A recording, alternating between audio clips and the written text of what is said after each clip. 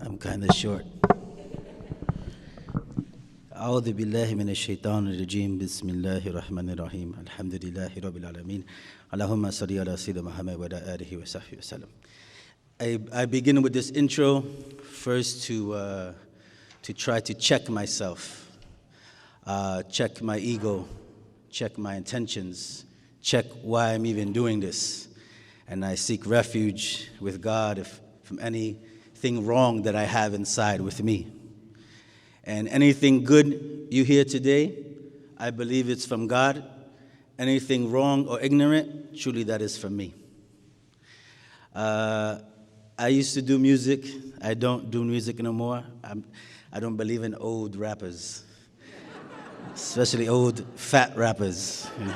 If you're going to be a fat rapper, you got to be a fat rapper when you're young. You know. But I would recite one of my last ones that I wrote when the film had emerged, and some of the height of the tension of dealing with the FBI and my community. It says, I'm from the slums of the concrete pavement, the breeding ground for prison industrial enslavement. We're either locked up or waiting on arraignments, hypnotized by televised lies from entertainment. I'm a suspect because I say talk beer in an atmosphere of fear, blind eyes and deaf ears. I'm a suspect like Filiberto Ojeda because I rock a baby blue grito de lares bandera. Fight for Latins and Africans like Ernesto Guevara. Studied the prophet Sirah, peace be upon him forever. My mind refined. Transform criminal minds like Autobot signs, blue steel, Optimus Prime. Noble Quran in my palm, so my soul stayed calm. Like Malcolm at the Autobahn, sending final salams. Profiles and portfolios, surveillance and audios, because I'm a student of Sheikh Uthman Danfodio. And it deals with the tension of being Muslim in this society. Not only am I on the, he mentioned that 500 list, I'm also on the no-fly list. It's a list that I don't get too much, not too happy about. But what can I do about it? But we're talking about moments. I got some notes here. Forgive me. I come from a Puerto Rican family. I'm from a population of, they say, about 50,000 to 100,000. It's hard to figure out with Latinos, Latino Muslims in America. The first Latino mosque was established in the 80s in Spanish Harlem by a group called Alianza Islamica, which was a majority of Puerto Rican Muslims. I was born on Valentine's Day, so my grandmother and my mother got into it. You know, my grandmother wanted to name me Valentino. That would have been I would have had a serious nickname probably, maybe Big Tino or Tino from the block, something like that. And since I was born on Valentine's Day, they always say, "Oh, you're gonna be this amazing lover." So I always had this in my mind, okay, what do lovers do? My brother would go to sleep, my father would wink at me, I would get the signal, I would fake like I'm sleeping, my brother would go to sleep, then I would wake up and I would watch HBO with my father. Back in the day, HBO, it wasn't like cable, it was a box that you turned. It was like a box just for HBO. I don't know if any old school people here remember that, you know. And so I would watch whatever, sometimes I would see some stuff, oh, this is what lovers do. I would mark it down in my mind. My ultimate attempt in my quest to be a lover, it was one time when my mother was getting a haircut. It was on 5th Avenue, probably around 22nd Street in Brooklyn, Sunset Park area. My mother was getting a haircut. I saw this beautiful woman. I said, this is my chance to be a lover. I think it may have been 1982, 83. I was like 4 or 5 years old. And so I said, but this woman's going to know I'm not a man. My father said, men have hair on their chests. So I looked around. I saw my mother's hair getting cut. I went to go fake like I'm asking my mother a question. Grab some hair, stash it. I let it emerge out of my shirt. I put my arm on the chair next to me. I looked at the woman. She looked at me. I thought, it's on and cracking. Then I feel this beautiful breeze. I don't know if this was a breeze of love. What actually was, it was a Puerto Rican breeze. It was the hand of my mother. The hairs didn't itch till my mother smacked me. But it was a moment in my life. My mother, she used to take me to Brooklyn. We used to go to Sunset Park. We're talking about 1983. We're talking about the emergence of hip-hop. People break dancing on the corner, graffiti. It was amazing. We used to get on the train on about 39th Street, and on the train, a graffiti writer, when the train is riding fast, on the poles of the subway, he had did a b-boy character on each pole. That when you drive fast in the train, the b-boy character is running side by side with the train. And it always fascinated me. Then we would emerge in Fulton Street, downtown Brooklyn, people break dancing. We're talking about between 80 and 85. E.T., the movie was out, Beach Street, Goonies, Tron, it was an amazing time to be alive. I'm from, if you're born, this time is called BCAC, right? Not before Christ, after Christ. It stands for before crack and after crack. Before computers and after computers. Music was different. Life was different. Life in poor communities in the ghettos was different. Music was more about love. People cared more about each other. And how children played in the street was also different. And my mother, she would go shopping. I would stay outside hanging out, and I would see Muslims. I would see these beautiful people. I didn't know they were Muslims. I know they smelled good. And I was into things that smelled good. Because I'll tell you why. Because my family comes from one of the most notorious gangs in Brooklyn. They're called the Turban Saints. You ever see the movie Warriors? Any old school folks here? Or the movie Warriors, one of the major gangs in Brooklyn back in them days was called the Turban Saints. And if you look up New York police shot by the Turban Saints, it was this police officer was shot by one of the Turban Saints, and he was shot holding my uncle's driver's license in his hand. He had pulled over the gang. They were about to go to war. Another gang member came and shot the police officer. He died with my uncle's license in the hand. The whole, NYPD stormed into my family's home. So this is where I come from. And what I smelled there, I smelled something really good. I thought it was something that Indians smoked. It's called weed, So I was like, man, this stuff smells good. This must be from my Indian heritage. I'm Puerto Rican. They'll tell me you're Indian, you're African. I'm okay, I like this Indian smell stuff. I saw the Muslims. The Muslims smelled good. They were lighting up incense and selling stuff. So I was into that. And I'm looking at them, and they looked beautiful to me. And then I always captured me this Muslim experience. And then my family moved to Puerto Rico. My family got divorced. We moved to Puerto Rico. And then from Puerto Rico, I moved to Massachusetts to a housing projects called Plummy Village Projects. And it was one of the worst housing projects in central Massachusetts. But I had an amazing time growing up there and living there, a mixture of African Americans, Puerto Ricans, and Vietnamese. And while I was there, while I would be running through the projects, there was an individual named Brother Lump. And he would play Malcolm X speeches in the window. He would have like a speaker and play Malcolm X speeches in the window. And then whoever ran by, he would greet us. He would say something positive to us and something good. And I always remembered that. And it gave me a good impression of Muslims. The Muslims I saw in Brooklyn, they were also African-American Muslims. And they were people who looked beautiful and amazing to me as well. As time went on, I made it to the 6th grade. I passed with 4 Fs, I believe. My teacher's name was Miss Roach. She just wanted to get me the hell out of there.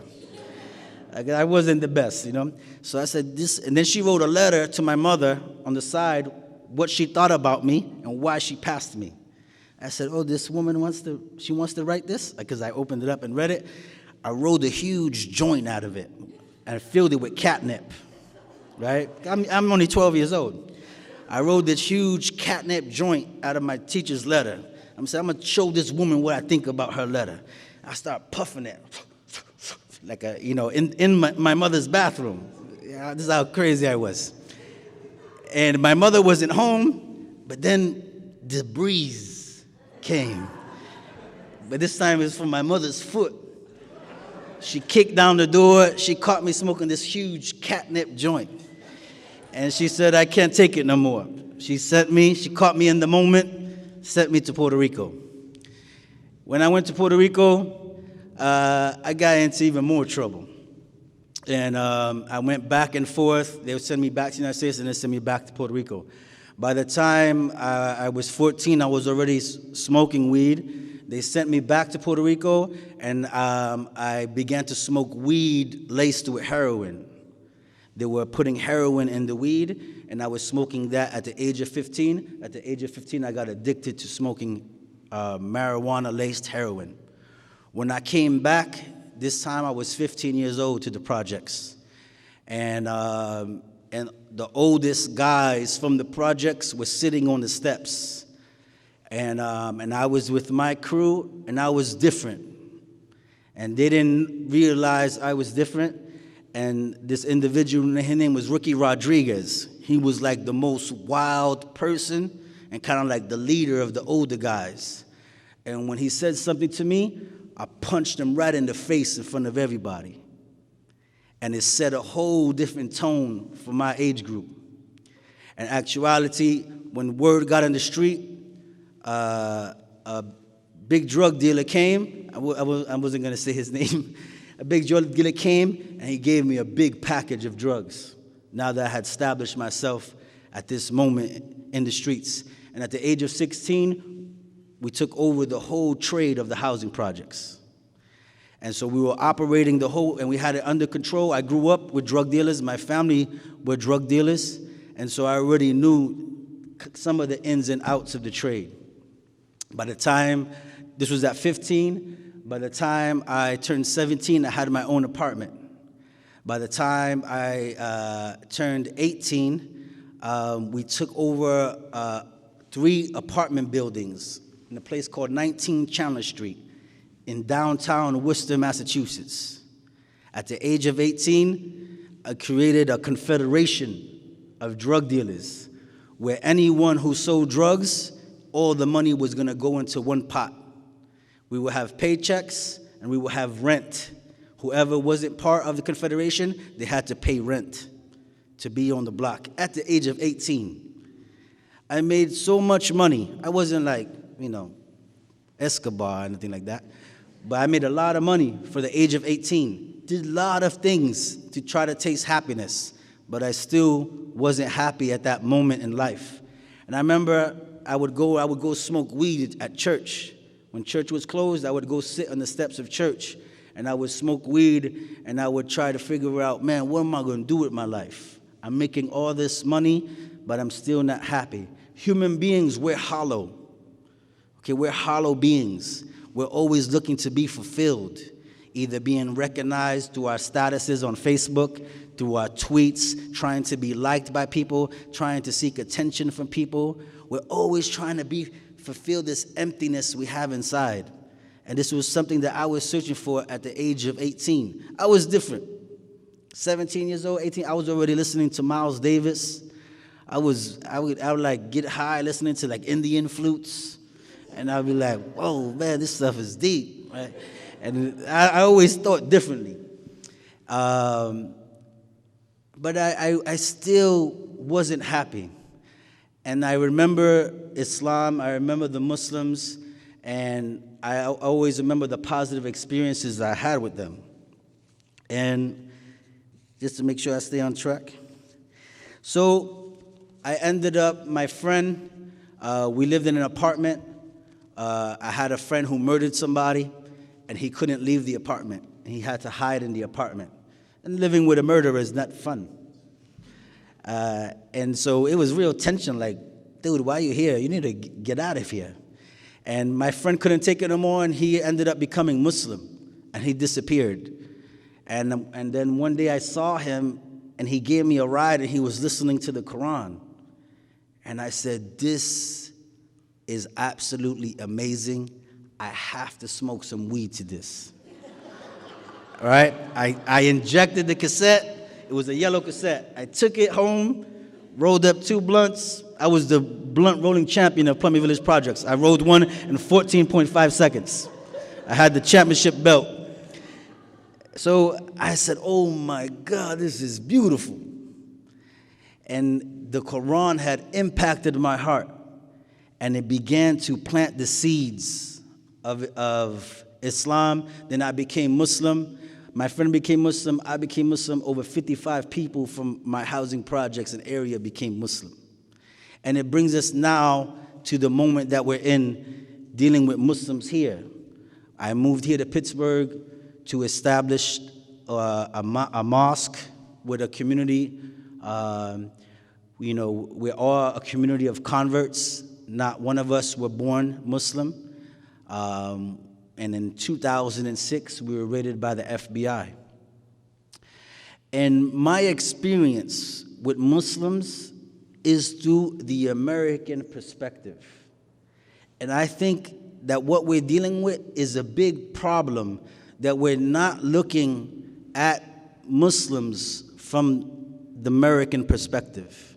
The greatest examples of Muslims in America are Muhammad Ali and Malcolm X. But when you see news people interviewed about what Muslims think, it's usually immigrant Muslims and not black Muslims who've been here since their ancestors were stolen from West Africa and brought here. If you look at people like Prince Abdul Rahman, Omar ibn Said, and all these Muslims who were brought here as Muslims, Fulani Muslims, some of them were scholars, like Omar ibn Said. Muslims have been here forever, since the beginning of the United States, but they're black. And just like the black community gets dismissed so many times, just like the trials and what black people go through all the time, they don't, we're quick to open our arms to help other people, but not deal with the injustices that were done to the black people right here in this land by our own people here. If you go to Egypt, what might you want to see? Anybody? If you go as a trip to Egypt, what you might want to go see? The pyramids. You go to China, what you might want to see? The Great Wall. You go to Rome, what you might want to see? The Colosseum. America's the only place where people go where they care less about visiting the historical sites of what was done to the people there. Who says I want to go see the Native Americans? Who says I want to go see the slave plantations? They come here with just their mind on the money and their money on their mind. But Islam has been here since day one, and the best examples we have of Islam are through the American and African American experiences. And for too long, we're viewing Islam as things from the immigrant Muslims and not recognizing the legitimate history of American Muslims.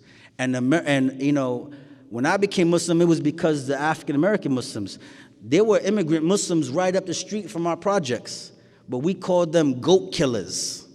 We were kind of scared of them because they wouldn't engage with the community. They wouldn't be around the community. But the black Muslims were always with the community. And what we're seeing now is that this kind of lack of honor and respect towards black Muslims in America. If something happens, who do they interview? An immigrant Muslim or the child of an immigrant Muslim. They don't ask a black Muslim how they feel about what's going on.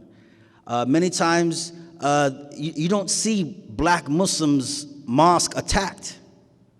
Black American Muslims, you will never see them attacked. They're engaged with the community. And so people come to this country and forget some of the things that happen in this country, some of the atrocities that's done, some of the racism and the prejudices that's done.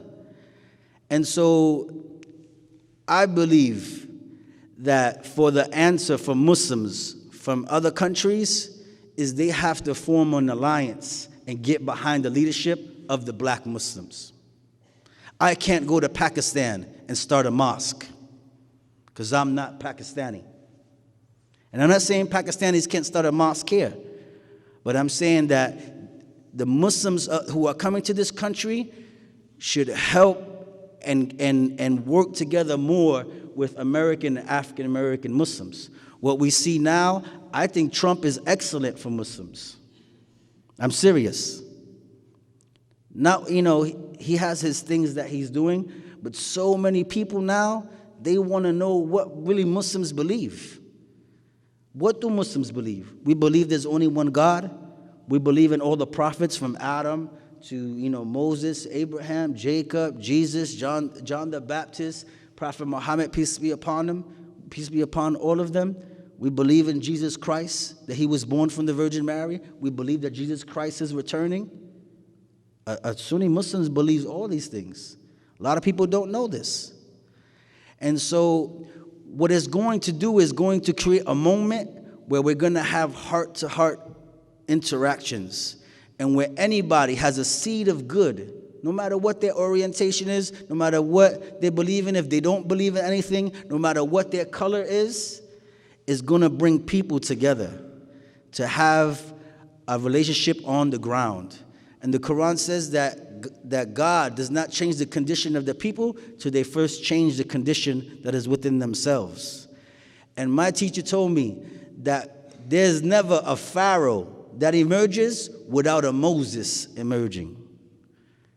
And the Moses can be us as a community, as a people, coming together to do what's good, to take this moment in time, not to get together as Muslims, Christians, white, blacks, whatever you are, but to get together as the family of humanity.